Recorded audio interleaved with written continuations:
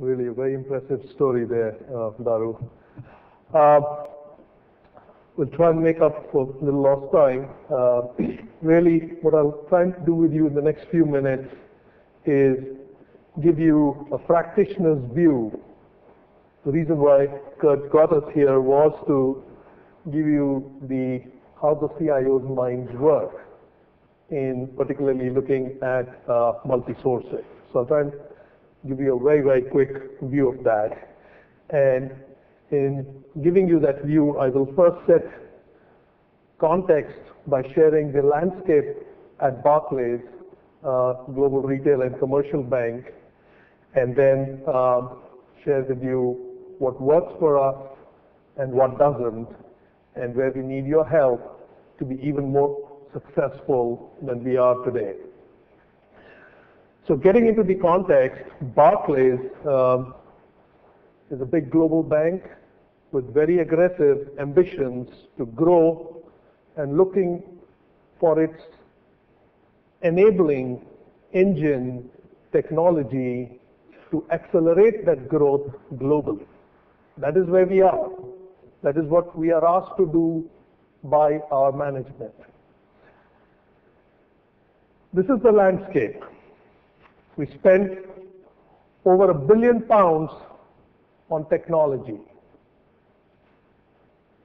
We spent a fair part of that in developing new software products and services. In banking, most of all, technology is the product. We have the journey at Barclays on outsourcing and particularly on offshoring we've been at it for a few years now, and I think we've done a fairly reasonable job of it.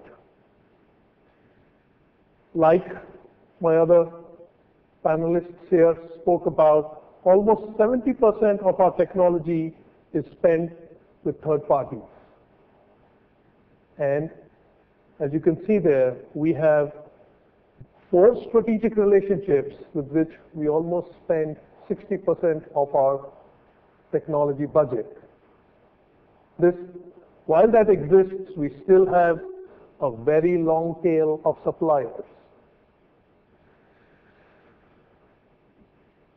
Also, you have to recognize, because each one of you is keen to get a certain piece of that pie, large corporations have significant contractual and technical lock-ins.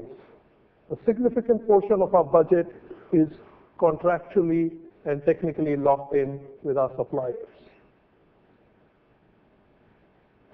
What does the business, looking at this landscape, at the end of the day, technology, when we talk to suppliers, we always talk about reducing costs. But the reality is, technology budgets rarely go down. The demand for more technology is always increasing. However, the unit cost of delivering those services is what needs to be driven down. So the message I have for you looking at this landscape is, do not think that we look at outsourcing to reduce overall spend. Essentially, it is the unit cost of delivering those services, so it is the more for less, which is the philosophy that is in play within these corporations. The approach that we've taken at Barclays in responding to the business vision is to simplify, to differentiate, and to execute. We will simplify our landscape of infrastructure, applications, suppliers. We will standardize our platforms. We will consolidate our suppliers. We will differentiate through innovation, and we will execute at speed. To now talk about what has really worked for us and what hasn't.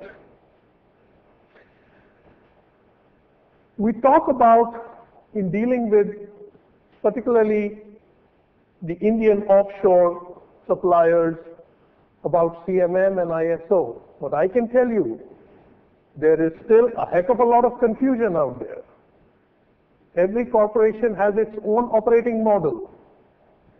And every supplier comes there and says, we are CMM, but we will adopt to your model. And corporations don't do a great job at clarifying what their model is. There's a mismatch on maturity levels between corporations and suppliers.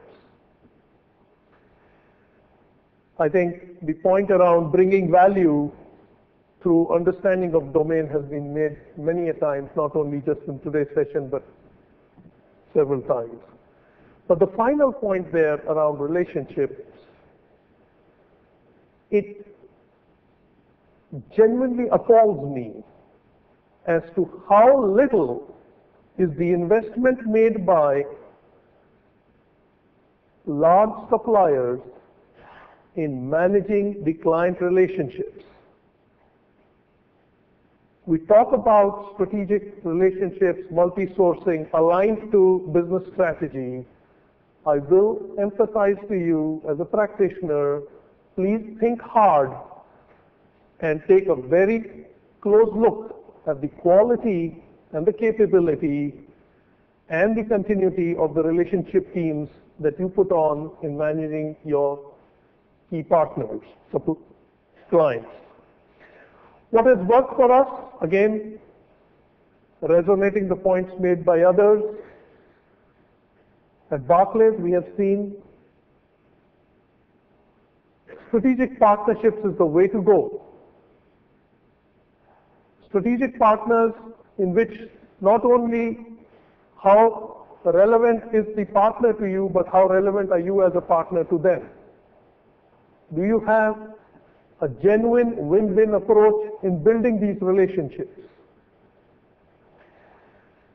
Corporations like ours need to given the extent of outsourcing and offshoring particularly going on, we are not terribly good at managing our suppliers. People who are good at managing in-house teams necessarily don't have the expertise and understanding of how to manage third parties. It's an area that we have invested in, and again, I speak as a practitioner across multiple corporations where companies like ours will have to invest in building those capabilities. And finally, establishing robust governance is something that has always worked. Please do not underestimate, in the rush of getting the job, putting appropriate governance structures, performance metrics, reviews are invaluable. My key message to all the supply organizations would be invest in the relationship. I cannot underscore the point Kurt made as the central message. If there was one message we would want you to go away with, is build trust. To build trust with your clients, you have to ask yourself the question, what investment am I making in this relationship? And that's all I'd like to share with you right now. We'll take questions now. Thanks.